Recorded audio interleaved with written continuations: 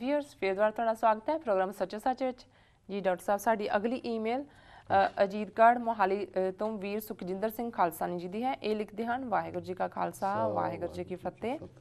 Doctor ਸਾਹਿਬ ਨੇ ਆਪਣੀ ਕੀਮਤੀ ਸਮੇਂ ਵਿੱਚੋਂ ਸਮਾਂ ਕੱਢ ਕੇ ਮੇਰੀ ਈਮੇਲ ਨੂੰ ਪ੍ਰੋਗਰਾਮ ਵਿੱਚ ਸ਼ਾਮਲ ਕੀਤਾ, ਉਸ ਦੇ ਲਈ ਡਾਕਟਰ ਸਾਹਿਬ ਦਾ ਬਹੁਤ-ਬਹੁਤ ਧੰਨਵਾਦ। ਵਾਈਟ ਹਾਊਸ ਦੇ ਬਾਹਰ ਰੋਸ ਮੁਜ਼ਾਹਰੇ ਦੇ ਸਮੇਂ ਵੀ ਡਾਕਟਰ ਸਾਹਿਬ ਮੋਰਚੇ ਵਿੱਚ ਸਭ ਤੋਂ ਮੋਹਰੇ ਖੜੇ ਸਨ। ਸਿੱਖ ਕੌਮ ਨੂੰ ਡਾਕਟਰ ਸਾਹਿਬ ਵਰਗੇ ਜਰਨੈਲਾਂ 'ਤੇ ਮਾਣ ਹੈ। ਅੱਜ ਦਾ ਵਿਸ਼ਾ ਕੇਵਲ ਖਾਲਿਸਤਾਨ ਹੀ ਨਹੀਂ ਸਗੋਂ ਭਵਿੱਖ ਵਿੱਚ ਮਨੁੱਖਤਾ ਦੇ ਘਾਣ ਨਾਲ ਸੰਬੰਧ ਰੱਖਦਾ ਹੈ। ਮੈਂ ਗੱਲਮਟ ਵਿੱਚ ਰੰਗੇ ਉਸ ਗਿੱਦੜ ਦੀ ਕਰ ਰਿਹਾ ਹਾਂ ਜਿਹੜਾ ਇੱਕ ਫਿਰਕਾਪ੍ਰਸਤ ਅਤੇ ਬਦਲੇ ਦੀ ਭਾਵਨਾ ਰੱਖਣ ਵਾਲਾ ਵਿਅਕਤੀ ਹੈ। ਇਹ ਗੱਲ ਇਸ ਤੇ ਦਿੱਤੇ ਹੋਏ ਬਿਆਨਾਂ ਤੋਂ ਸਪਸ਼ਟ ਹੁੰਦੀ ਹੈ। ਦਇਆ ਅਤੇ ਉਦਾਰਤਾ ਇਸ ਵਿਅਕਤੀ ਦੇ ਆਸ-ਪਾਸ ਵੀ ਵੇਖਣ ਨੂੰ ਨਹੀਂ ਮਿਲਦੀ। ਜੋ ਹਾਲਾਤ ਹਿੰਦੁਸਤਾਨ ਵਿੱਚ ਬਣ ਰਹੇ ਹਨ, ਜੇਕਰ ਤਾਕਤ ਇਸ ਫਿਰਕਾਪ੍ਰਸਤ ਵਿਅਕਤੀ ਦੇ ਹੱਥ ਵਿੱਚ ਆ ਗਈ ਤਾਂ ਫਿਰ ਪਾਕਿਸਤਾਨ ਨਾਲ ਜੰਗ ਹੋਣੀ ਲਗਭਗ ਤੈਅ ਹੀ ਹੈ ਤੇ ਜੰਗ ਦੇ ਸਮੇਂ ਕਦੋਂ ਕੀ ਵਾਪਰ ਜਾਵੇ ਇਹ ਕਿਸੇ ਦੇ ਹੱਥ ਵੱਸ ਨਹੀਂ ਹੁੰਦਾ। ਜੰਗ ਦਾ ਮੈਦਾਨ ਖਾਲਿਸਤਾਨ ਦਾ ਖੇਤਰ ਹੋਵੇਗਾ ਅਤੇ ਫਰੰਟ ਲਾਈਨ ਤੇ ਵੀ ਸਿੱਖ ਫੌਜੀਆਂ ਨੂੰ ਹੀ ਭੇਜਿਆ ਜਾਵੇਗਾ। ਅੱਜ ਦੇ ਆਧੁਨਿਕਤਾ ਦੇ ਯੁੱਗ ਵਿੱਚ ਜੰਗ ਦਾ ਮਤਲਬ ਹੈ ਮਨੁੱਖਤਾ ਦਾ ਵੱਡੇ ਪੱਧਰ ਤੇ ਘਾਣ ਤੇ ਕੁਦਰਤੀ ਨਿਆਮਤਾਂ ਦਾ ਅਤੇ ਵਾਤਾਵਰਨ ਦਾ ਨੁਕਸਾਨ। ਦੂਜੇ ਪਾਸੇ ਪੰਜਾਬ ਵਿੱਚ ਸਰਦਾਰ ਸਿਮਰਨਜੀਤ ਸਿੰਘ ਮਾਨ ਨੇ ਇੱਕ ਬਿਆਨ ਵਿੱਚ ਕਿਹਾ ਹੈ ਕਿ ਜੇਕਰ ਲੋਕ ਸ਼੍ਰੋਮਣੀ ਅਕਾਲੀ ਦਲ ਅੰਮ੍ਰਿਤਸਰ ਨੂੰ ਅੱਗੇ ਲੈ ਕੇ ਆਉਂਦੇ ਹਨ ਤਾਂ ਉਹ ਮੋਦੀ ਨਾਲ ਆਡਾ ਲੈਣ ਦੇ ਸਮਰੱਥ ਹਨ। ਪੰਜਾਬ ਵਿੱਚ ਸ਼੍ਰੋਮਣੀ ਅਕਾਲੀਆਂ ਦੀ ਸਰਕਾਰ ਵੱਲੋਂ ਸਰਦਾਰ ਸਿਮਰਨਜੀਤ ਸਿੰਘ ਮਾਨ ਦੀ 28 ਤਰੀਕ ਦੀ ਇਨਸਾਫ ਰੈਲੀ ਦੀ ਸਪੀਚ ਦੇ ਪ੍ਰਸਾਰਣ ਤੇ ਰੋਕ ਲਗਾ ਦਿੱਤੀ ਗਈ ਹੈ ਤਾਂ ਕਿ ਸੱਚ ਜਗ ਜ਼ਾਹਰ ਨਾ ਹੋ ਸਕੇ। ਸਰਬੱਤ ਦਾ ਭਲਾ ਮੰਗਣ ਵਾਲੇ ਹਰ ਵਿਅਕਤੀ ਨੂੰ ਸ਼੍ਰੋਮਣੀ ਅਕਾਲੀ ਦਲ ਅੰਮ੍ਰਿਤਸਰ ਦਾ ਸਾਥ ਦੇਣਾ ਚਾਹੀਦਾ ਹੈ। ਵਾਹਿਗੁਰੂ ਜੀ ਕਾ ਖਾਲਸਾ ਵਾਹਿਗੁਰੂ ਜੀ ਕੀ ਫਤਿਹ। ਜੀ ਡਾਕਟਰ ਸਾਹਿਬ। ਵੀਰ ਸੁਖਜਿੰਦਰ ਸਿੰਘ ਖਾਲਿਸਤਾਨੀ ਜੀ ਦਾ ਬਹੁਤ-ਬਹੁਤ ਧੰਨਵਾਦ। ਉਹਨਾਂ ਨੇ ਸਾਨੂੰ ਅਜੀਤਗੜ੍ਹ ਮੋਹਾਲੀ ਤੋਂ ਲਿਖਿਆ ਜੀ। ਉਹਨਾਂ ਨੇ ਸ਼ਲਾਘਾ ਦੇ ਸ਼ਬਦ ਕਹੇ ਨੇ, ਅਸੀਂ ਉਹਨਾਂ ਦੇ ਸ਼ੁਕਰਗੁਜ਼ਾਰ ਹਾਂ। ਮੈਂ ਸਮਝਦਾ ਵੀ ਜਿਹੜਾ ਵਾਸ਼ਿੰਗਟਨ 'ਚ ਪ੍ਰੋਟੈਸਟ ਵੀ ਸੀ ਉਹਦਾ ਕ੍ਰੈਡਿਟ ਸਿੱਖ ਸੰਗਤਾਂ ਨੂੰ ਜਾਂਦਾ ਹੈ ਕਿ ਉਹਨਾਂ ਨੇ ਦੂਰ ਦੁਰਾਡਿਓਂ ਈਸਟ ਕੋਸਟ ਤੋਂ ਔਰ ਇੱਥੋਂ ਤੱਕ ਲਾਸ ਵੇਗਸ ਨੇਵਾਡਾ ਤੋਂ ਵੀ ਫਲਾਈ ਕਰਕੇ ਜਿਹੜੇ ਪਹੁੰਚੇ ਔਰ ਉਹਨਾਂ ਦਾ ਹੀ ਇਹ ਸਾਰਾ ਰੋਲ ਹੈ। ਅਸੀਂ ਤਾਂ ਚਲੋ ਸੰਗਤ ਦੀਆਂ ਐਸਪੀਰੇਸ਼ਨਸ, ਕੌਮੀ ਐਸਪੀਰੇਸ਼ਨਸ ਜੀ ਉਸ ਨੂੰ ਇੱਕ ਆਵਾਜ਼ ਦੇਣ ਦਾ ਯਤਨ ਕਰਦੇ ਹਾਂ, ਪਰ ਸਭ ਕੁਝ ਸਿੱਖ ਸੰਗਤਾਂ ਦੇ ਸਹਿਯੋਗ ਦੇ ਨਾਲ ਹੀ ਸੰਭਵ ਹੁੰਦਾ ਜੀ। ਉਹਨਾਂ ਨੇ ਰੰਗੇ ਗਿੱਦੜ ਦੀ ਗੱਲ ਕੀਤੀ ਹੈ। ਇਹ ਵੀ ਇੱਕ ਕਹਾਣੀ ਬੜੀ ਪੋਪੂਲਰ ਹੈ ਕਿ ਕਿਸ ਤਰ੍ਹਾਂ ਇੱਕ ਜਿਹੜਾ ਗਿੱਦੜ ਹੈ ਉਹ ਰਾਤ ਦੇ ਹਨੇਰੇ 'ਚ ਇੱਕ ਲਲਾਰੀ ਦੇ ਮੱਠ ਦੇ ਵਿੱਚ ਡਿੱਗ ਪਿਆ ਤੇ ਉਹਦੇ 'ਚ ਹੁਣ ਰੰਗ ਬਰੰਗਾ ਕੋਈ ਰੰਗ ਸੀ ਉਹ ਵੀ ਰੰਗਿਆ ਗਿਆ ਜੀ।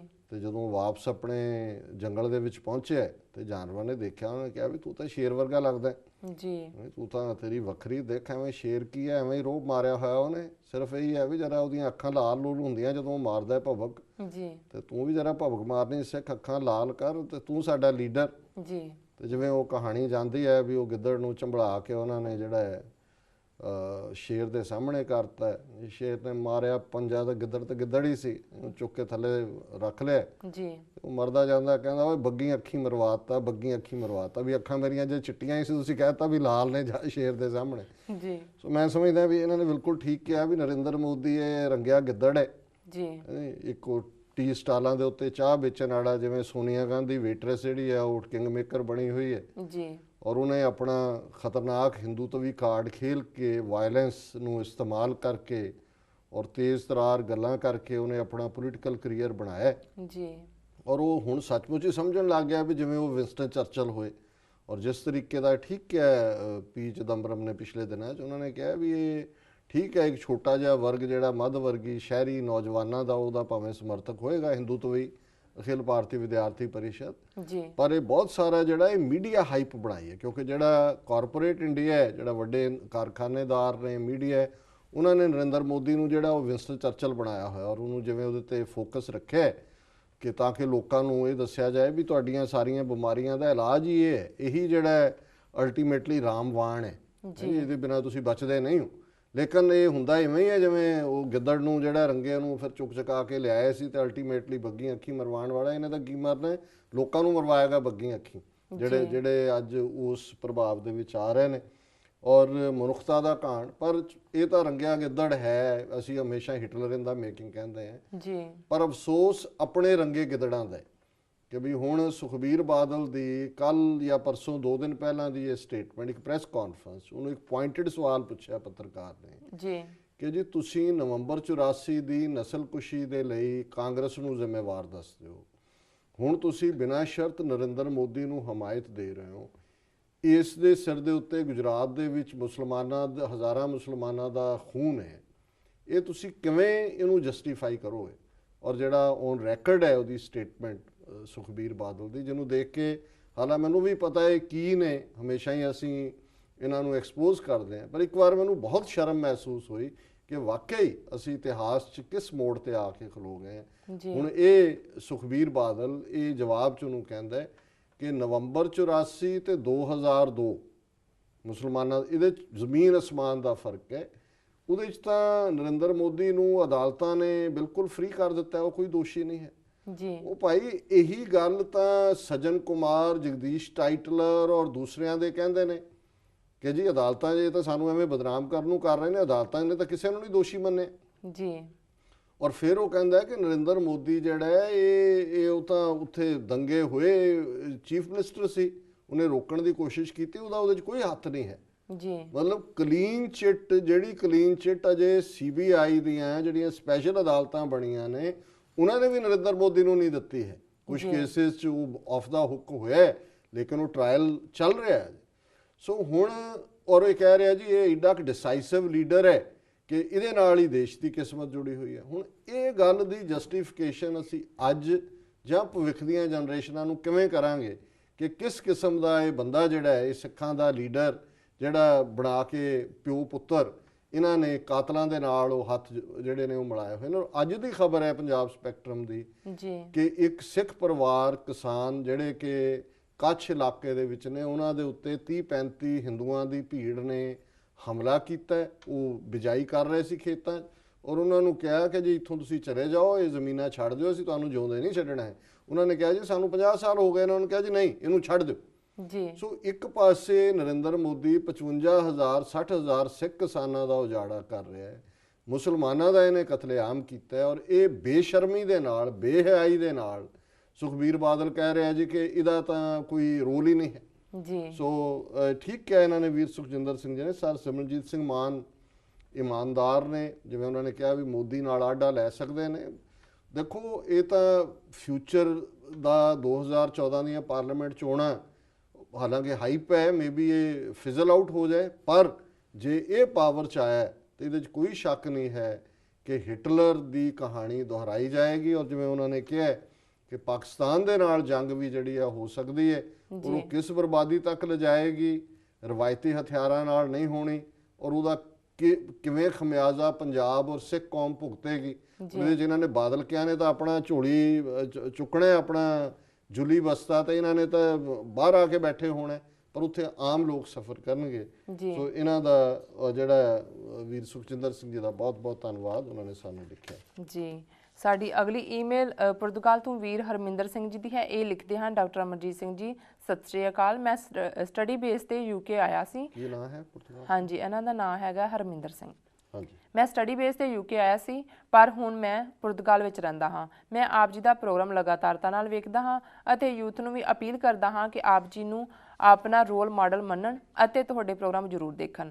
ਮੇਰੇ ਮਨ ਦੇ ਬਹੁਤ ਸਾਰੇ ਸ਼ੰਕੇ ਦੂਰ ਹੋ ਚੁੱਕੇ ਨੇ ਆਪ ਜੀ ਦਾ ਪ੍ਰੋਗਰਾਮ ਦੇਖ ਕੇ, ਪਰ ਬਹੁਤ ਦੁੱਖ ਦੀ ਗੱਲ ਹੈ ਕਿ ਸਾਨੂੰ ਸ਼ੁਰੂ ਤੋਂ ਇੱਦਾਂ ਦੇ ਪ੍ਰੋਗਰਾਮ ਜਾਂ ਸੱਚਾਈ ਦੀ ਗੱਲ ਕਰਨ ਵਾਲੇ ਪ੍ਰਚਾਰਕ ਨਹੀਂ ਮਿਲੇ। ਅੱਜ ਵੀ ਪੰਜਾਬ ਇਹਨਾਂ ਚੀਜ਼ਾਂ ਤੋਂ ਵਾਂਝਾ ਹੈ ਕਿ ਨਹੀਂ ਤਾਂ ਪੰਜਾਬ ਦੀ ਅੱਜ ਰੂਪਰੇਖਾ ਕੁਝ ਹੋਰ ਹੁੰਦੀ। ਮੇਰਾ ਸਵਾਲ ਇਹ ਹੈ ਕਿ ਅੱਜ ਸੋਸ਼ਲ ਮੀਡੀਆ ਜਿਵੇਂ ਕਿ ਵੈਬ ਤੇ ਅਕਸਰ ਵੇਖਦੇ ਹਾਂ, ਸਿੱਖ ਧਾਰਮਿਕ ਮੁੱਦਿਆਂ ਤੇ ਬਹਿਸ ਹੁੰਦੀ ਰਹਿੰਦੀ ਹੈ, ਜਿਵੇਂ ਕਿ ਦਸਮ ਗ੍ਰੰਥ, ਰਾਗਮਾਲਾ, ਕੁੱਠਾ ਮਾਸ ਆਦਿ। ਹਾਲਾਂਕਿ ਤੁਸੀਂ ਆਪਣੇ ਪ੍ਰੋਗਰਾਮ ਵਿੱਚ ਸਿੱਖ ਰਹਿਤ ਮਰਿਆਦਾ ਬਾਰੇ ਦੱਸਦੇ ਹੋ, ਪਰ ਬਹੁਤ ਵੱਡਾ ਫਿਰਕਾ ਇਸ ਤੋਂ ਵਾਂਝਾ ਹੈ। ਖਾਸ ਕਰਕੇ ਦਸਮ ਗ੍ਰੰਥ ਦੇ ਮੁੱਦੇ ਤੇ ਬਹਿਸ ਇੰਨੀ ਜ਼ਿਆਦਾ ਵੱਧ ਜਾਂਦੀ ਹੈ ਕਿ ਫਿਰ ਇਹ ਲੋਕ ਆਪਸ ਵਿੱਚ ਮਾੜੀ ਸ਼ਬਦਾਵਲੀ ਵਰਤਣਾ ਸ਼ੁਰੂ ਕਰ ਦਿੰਦੇ ਨੇ। ਅੱਜ ਜਦੋਂ ਕਿ ਸਾਨੂੰ ਇਕੱਠੇ ਹੋ ਕੇ ਚੱਲਣ ਦੀ ਲੋੜ ਹੈ, ਉਸ ਟਾਈਮ ਇਸ ਤਰ੍ਹਾਂ ਦੀਆਂ ਗੱਲਾਂ ਬਹੁਤਾਤ ਵਿੱਚ ਹੋ ਰਹੀਆਂ ਨੇ। ਇਹਨਾਂ ਤੋਂ ਕਿਵੇਂ ਬਚਿਆ ਜਾ ਸਕਦਾ ਹੈ? ਇਹਨਾਂ ਮਸਲਿਆਂ ਬਾਰੇ ਸਾਡੇ ਧਾਰਮਿਕ ਆਗੂ ਕੁਝ ਕਿਉਂ ਨਹੀਂ ਸਪਸ਼ਟ ਕਰਦੇ? ਜੀ ਡਾਕਟਰ ਸਾਹਿਬ। ਵੀਰ ਹਰਮਿੰਦਰ ਸਿੰਘ ਜੀ ਦਾ ਬਹੁਤ ਬਹੁਤ ਧੰਨਵਾਦ। ਉਹਨਾਂ ਨੇ ਸਾਨੂੰ ਪੁਰਤਗਾਲ ਤੋਂ ਲਿਖਿਆ ਹੈ, ਵਿਦਿਆਰਥੀ ਨੇ, ਸਟੂਡੈਂਟ ਵੀਜ਼ੇ ਤੇ ਆਏ ਜ਼ਾਹਰ ਹੈ ਸਟਰਗਲ ਕਰ ਰਹੇ ਨੇ ਸਰਵਾਈਵਲ ਲਈ, ਐਸਟੈਬਲਿਸ਼ ਹੋਣ ਲਈ ਜੀ। ਇਹਦੇ ਬਾਵਜੂਦ ਪੰਥ ਦਾ ਦਰਦ ਹੈ, ਉਹਨਾਂ ਨੇ ਬੜੀ ਇਮਾਨਦਾਰੀ ਨਾਲ ਆਪਣੇ ਪ੍ਰਭਾਵ ਦਿੱਤੇ ਨੇ ਜੀ। ਜਿਵੇਂ ਉਹਨਾਂ ਨੇ ਤਾਰੀਫ ਕੀਤੀ ਹੈ, ਜਿਵੇਂ ਮੈਂ ਪਹਿਲਾਂ ਕਿਹਾ ਵੀ ਅਸੀਂ ਤਾਰੀਫ ਦੇ ਕਾਬਲ ਨਹੀਂ ਹੈ, ਤਾਰੀਫ ਤਾਂ ਗੁਰਸਿੱਖਾਂ ਕਹਿ ਮਨ ਭਾਂਗਦੀ ਜੀ। ਗੁਰ ਸਤਿਗੁਰ ਕੀ ਵਡਿਆਈ, ਵਡਿਆਈ ਸਤਿਗੁਰੂ ਦੀ ਹੈ ਜੀ। ਫਿਰ ਵੀ ਉਹਨਾਂ ਦੇ ਸ਼ੰਕੇ ਦੂਰ ਹੋਏ, ਉਹਨਾਂ ਨੂੰ ਉਹਨਾਂ ਦੇ ਸਵਾਲਾਂ ਦਾ ਜਵਾਬ ਮਿਲਿਆ। ਸਾਨੂੰ ਇਸ ਗੱਲ ਦੀ ਖੁਸ਼ੀ ਹੈ ਔਰ ਅਸੀਂ ਕੰਟੈਂਟਡ ਮਹਿਸੂਸ ਕਰਦੇ ਹਾਂ ਜੀ ਕਿ ਚਲੋ ਅਸੀਂ ਇਸ ਪ੍ਰੋਗਰਾਮ ਰਾਹੀਂ ਆਪਣੇ ਵੀਰਾਂ ਭੈਣਾਂ ਤੱਕ ਕੁਛ ਤਾਂ ਪਹੁੰਚਾਉਣ 'ਚ ਸਫਲ ਹੋ ਰਹੇ ਹਾਂ ਜੀ। ਉਹਨਾਂ ਨੇ ਇਸ ਗੱਲ ਦੇ ਉੱਤੇ ਚਿੰਤਾ ਵੀ ਜ਼ਾਹਰ ਕੀਤੀ ਹੈ ਕਿ ਸੋਸ਼ਲ ਮੀਡੀਆ ਦੇ ਉੱਤੇ ਧਾਰਮਿਕ ਮੁੱਦਿਆਂ 'ਤੇ ਹੀ ਬਹਿਸ ਚੱਲਦੀ ਹੈ। ਉਹ ਦਸਮ ਗ੍ਰੰਥ ਹੋਏ, ਰਾਗਮਾਲਾ ਹੋਏ, ਕੁੱਠਾ ਵਰਸਸ ਝਟਕਾ ਹੋਏ ਔਰ ਉਹਨਾਂ ਦਾ ਕਹਿਣਾ ਹੈ ਕਿ ਵੀ ਕਈ ਵਾਰ ਇਹ ਬਹਿਸ ਇੰਨੀ ਕੁ ਜਿਹੜੀ ਹੈ ਉਹ ਪੱਖ ਜਾਂਦੀ ਹੈ ਕਿ ਇੱਕ ਦੂਸਰੇ ਪ੍ਰਤੀ ਅਪਸ਼ਬਦ ਇਸਤੇਮਾਲ ਹੁੰਦੇ ਨੇ ਜੀ। ਔਰ ਉਹਨਾਂ ਨੇ ਫਿਰ ਪੁੱਛਿਆ ਵੀ ਇਹ ਤੋਂ ਕਿਵੇਂ ਬਚਿਆ ਜਾ ਸਕਦਾ। ਦੇਖੋ ਬਚਣ ਦਾ ਤਰੀਕਾ ਤਾਂ ਬਾਈਪਾਸ ਹੈ। ਹੁਣ ਜਦੋਂ ਸ਼ਹਿਰਾਂ ਦੇ ਵਿੱਚ ਬਹੁਤ ਜ਼ਿਆਦਾ ਟ੍ਰੈਫਿਕ ਹੋ ਗਿਆ, ਉਨਾ ਕੀ ਜਿਹੜਾ ਹੈ ਇੰਨੀ ਕੰਜੈਸ਼ਨ ਹੋ ਗਈ ਕਿ ਵੀ 2-2 ਘੰਟੇ 3-3 ਘੰਟੇ ਫਸੇ ਰਹਿੰਦੇ ਸੀ ਜੀ। ਤੇ ਕਿਸੇ ਸਿਆਣੇ ਨੇ ਰਸਤਾ ਲੱਭਿਆ ਕਿ ਵੀ ਚਲੋ ਸ਼ਹਿਰਾਂ ਵਾਲਿਆਂ ਨੂੰ ਤਾਂ ਹੁਣ ਘਰਾਂ 'ਚ ਉਹਨਾਂ ਨੇ ਲੋਕਾਂ ਨੇ ਰਹਿਣਾ ਹੈ, ਹੋਣਾ ਵੀ ਹੈ, ਬਾਈਪਾਸ ਬਣਾਓ ਤਾਂ ਕਿ ਸ਼ਹਿਰ ਨੂੰ ਬਾਈਪਾਸ ਕਰਵਾਉਣ। ਵੱਖਰੀ ਗੱਲ ਹੈ ਵੀ ਅੱਜ ਬਾਈਪਾਸ ਵੀ ਭਰੇ ਨੇ ਲੇਕਿਨ ਉੱਥੋਂ ਜਾਨ ਛੁੱਟੀ, ਫਿਰ ਹੁਣ ਬਾਈਪਾਸ ਭਰੇ ਨੇ, ਫਿਰ ਕੋਈ ਓਵਰਫਲਾਈ ਬਣਨੇ ਸ਼ੁਰੂ ਹੋ ਗਏ ਜੀ। ਸੋ ਮੇਰੇ ਕੋਲ ਤਾਂ ਹੋਰ ਕੋਈ ਤਰੀਕਾ ਨਹੀਂ ਹੈ ਇਹ ਕਹਿਣ ਦਾ ਵੀ ਕੀ ਹੋਏ, ਇਹਨਾਂ ਨੂੰ ਅਵੋਇਡ ਕਰੋ ਜੀ। ਆਪਣੀ એનર્ਜੀ ਜ਼ਾਇਆ ਨਾ ਕਰੋ। ਇਹ ਸਾਡੇ ਇਸ਼ੂ ਨਹੀਂ ਨੇ ਅੱਜ ਦੀ ਡੇਟ 'ਚ ਜੀ। ਔਰ ਜਿਵੇਂ ਮੈਂ ਕਿਹਾ ਵੀ ਹੈ ਸੰਵੇਦਨਸ਼ੀਲ ਨੇ ਕਈ ਚੀਜ਼ਾਂ ਜਿਹੜੀਆਂ ਨੇ ਉਹ ਸਮੇਂ ਦੇ ਨਾਲ। ਅੱਜ ਸਾਡਾ ਆਪਣਾ ਮੁਲਕ ਨਹੀਂ ਹੈ, ਸਾਨੂੰ ਨਹੀਂ ਪਤਾ ਇਹਨਾਂ ਇਸ਼ੂਜ਼ ਨੂੰ ਭੜਕਾ ਕੌਣ ਰਿਹਾ ਹੈ, ਕਿਹਦੀ ਜਾਲੀ ਈਮੇਲ ਹੈ ਦੂਜੇ ਪਾਸਿਓਂ, ਕੌਣ ਕੀ ਲਿਖ ਰਿਹਾ ਜੀ। ਜੀ। ਜਦੋਂ ਸਾਡੇ ਕੋਲ ਆਪਣਾ ਮੁਲਕ ਹੋਏਗਾ, ਸਾਡੇ ਵਿਦਵਾਨ, ਸਾਡੇ ਗਿਆਨੀ, ਸਾਡੀਆਂ ਟਕਸਾਲਾਂ, ਸਾਡੀਆਂ ਸੰਪਰਦਾਵਾਂ, ਗੁਰਮੁਖ, ਬ੍ਰਹਮ ਗਿਆਨੀ, ਜੋ ਵੀ ਜਿਹਦੀ ਵੀ ਕਿਸੇ ਤੇ ਆਸਥਾ ਹੈ, ਮੈਂ ਸਾਰਿਆਂ ਦਾ ਹੀ ਨਾਂ ਲੈ ਦਿੰਦਾ ਤਾਂ ਕਿ ਕੋਈ ਨਾਰਾਜ਼ ਨਾ ਹੋਏ ਕਿ ਉਹ ਸਾਰੇ ਇਕੱਠੇ ਬੈਠ ਕੇ ਹਫ਼ਤੇ ਲੱਗਣ, ਮਹੀਨੇ ਲੱਗਣ, ਸਾਲ ਲੱਗਣ। ਜਿਵੇਂ ਇਸਲਾਮ ਦੇ ਵਿੱਚ ਵੀ ਉਹਨਾਂ ਦੇ ਜਿਹੜੇ ਸਕਾਲਰ ਨੇ, ਉਲਮਾ ਨੇ, ਉਹ ਬੈਠਦੇ ਨੇ। ਈਸਾਈਆਂ ਦੇ ਵਿੱਚ ਵੀ ਜਦੋਂ ਕੋਈ ਹੁੰਦਾ ਹੈ, ਕੋਈ ਇਸ਼ੂ ਆਉਂਦਾ, ਉਹਦੇ ਉੱਤੇ ਸਾਲਾਂ ਬੱਧੀ ਉਹਨਾਂ ਦੇ ਸਕਾਲਰ ਡਿਬੇਟ ਕਰਦੇ ਨੇ, ਫਿਰ ਉਹ ਆਪਣੀ ਪਾਲਿਸੀ ਬਣਾਉਂਦੇ ਨੇ ਕਿ ਈਸਾਈ ਮਤ ਦੀ ਇਹ ਪਾਲਿਸੀ ਹੈ, ਜਾਂ ਜਿਹਨੂੰ ਫਤਵਾ ਕਿਹਾ ਜਾਂਦਾ ਇਸਲਾਮ 'ਚ। ਫਤਵਾ ਕੋਈ ਸਿਰ ਲਾਉਣ ਦਾ ਨਾਂ ਹੀ ਨਹੀਂ ਹੁੰਦਾ, ਇਹ ਬਣਾ ਦਿੱਤਾ ਹੁਣ ਬਹੁਤਿਆਂ ਨੇ। ਇਹਦਾ ਮਤਲਬ ਹੁੰਦਾ ਸੀ ਓਪੀਨੀਅਨ, ਨਹੀਂ ਉਹ ਆਪਣਾ ਜਿਵੇਂ ਦਿਓਬੰਦੀ ਹੈ ਇਹਨਾਂ ਦਾ ਇੱਕ ਵੱਡਾ, ਉਹ ਆਪਣਾ ਓਪੀਨੀਅਨ ਦਿੰਦੇ ਨੇ। ਸੋ ਸਾਡੀ ਆਜ਼ਾਦ ਫਿਜ਼ਾ ਦੇ ਵਿੱਚ ਸਾਡੇ ਵਿਦਵਾਨ ਸਕਾਲਰ ਅਲਟੀਮੇਟਲੀ ਕੋਈ ਕਿਸੇ ਨਤੀਜੇ ਤੇ ਪਹੁੰਚ ਸਕਦੇ ਨੇ। ਅੱਜ ਇਹਨਾਂ ਨੂੰ ਸਟੈਂਡ ਸਟਿਲ ਰਹਿਣ ਦਿੱਤਾ ਜਾਏ। ਸਿੱਖ ਰਹਿਤ ਮਰਿਆਦਾ ਇੱਕ ਡਾਕੂਮੈਂਟ ਹੈ, ਉਹਦੇ ਥੱਲੇ ਜੋ ਕੁਛ ਹੈ ਉਸ ਨੂੰ ਐਕਸੈਪਟ ਕਰ ਲਿਆ ਜਾਏ। ਫਿਊਚਰ 'ਚ ਜੇ ਇਵਨ ਉਹਦੇ 'ਚ ਵੀ ਕੋਈ ਤਬਦੀਲੀ ਦੀ ਲੋੜ ਹੋਏਗੀ ਤਾਂ ਡਿਬੇਟ ਕੀਤੀ ਜਾ ਸਕਦੀ ਹੈ। ਕੋਈ ਨਵੇਂ ਸਬੂਤ, ਕੋਈ ਅਨੰਦਪੁਰ 'ਚ ਖੁਦਾਈ ਹੋਏ ਕਿ ਕੋਈ ਖੂਹ 'ਚੋਂ ਕੋਈ ਨਵੇਂ ਗ੍ਰੰਥ ਨਿਕਲ ਆਉਣ, ਕੋਈ ਹਜ਼ੂਰ ਸਾਹਿਬ 'ਚੋਂ ਨਿਕਲ ਆਉਣ, ਜਿਨ੍ਹਾਂ ਬਾਰੇ ਕੋਈ ਚੀਜ਼ਾਂ ਸਾਨੂੰ ਨਵੀਆਂ ਆ ਜਾਣ ਜਾਂ ਕੋਈ ਹੋਰ ਪੁਰਾਤਨ ਪੋਥੀਆਂ ਸਾਹਮਣੇ ਆ ਜਾਣ। ਸੋ ਉਦੋਂ ਤੱਕ ਮੈਂ ਸਮਝਦਾ ਵੀ ਸਿਆਣਪ ਇਹੀ ਹੋਏਗੀ ਜਿਹੜੇ ਇਸ ਪ੍ਰੋਗਰਾਮ ਨੂੰ ਦੇਖਦੇ ਨੇ, ਸੁਣਦੇ ਨੇ, ਪੰਥ ਨੂੰ ਪਿਆਰ ਕਰਦੇ ਨੇ, ਉਹ ਇਹਨਾਂ ਡਿਬੇਟਸ ਦਾ ਹਿੱਸਾ ਨਾ ਬਣਨ। ਹੌਲੀ ਹੌਲੀ 2-4 ਰਹਿ ਜਾਣਗੇ ਸਿਰ ਫਿਰੇ, ਫਿਰ ਆਪੇ ਹੱਟ ਉੱਠ ਜਾਣਗੇ। ਜਦੋਂ ਤੁਸੀਂ ਉਹਨਾਂ ਨੂੰ ਕਾਊਂਟਰ ਕਰਦੇ ਹੋ, ਉਹ ਸਟਿਮੂਲਸ ਹੁੰਦਾ, ਉਹ ਫਿਰ ਉਹ ਜਿਵੇਂ ਟੈਗ ਚੱਲਦਾ ਉਹਦਾ ਕੋਈ ਐਂਡ ਨਹੀਂ ਹੁੰਦਾ। ਟੈਗ ਦੇ ਨਾਲ ਜੋ ਫਿਰ ਉਹ ਜਿਹਨੂੰ ਕਹਿੰਦੇ ਨੇ ਸ਼ੈਤਾਨ ਦੀ ਆਂਤ, ਉਹਦੀ ਤਰ੍ਹਾਂ ਫਿਰ ਉਹ ਵੱਧਦਾ ਜਾਂਦਾ।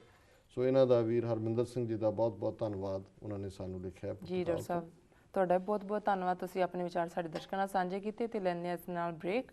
ਵੀਰ ਤੁਸੀਂ ਸਾਡੇ ਨਾਲ ਇਸ ਨਾਲ ਬਣੇ ਰਹੋ, ਮਿਲਦੇ ਹਾਂ ਕਮਰਸ਼ੀਅਲ ਬ੍ਰੇਕ ਤੋਂ ਬਾਅਦ।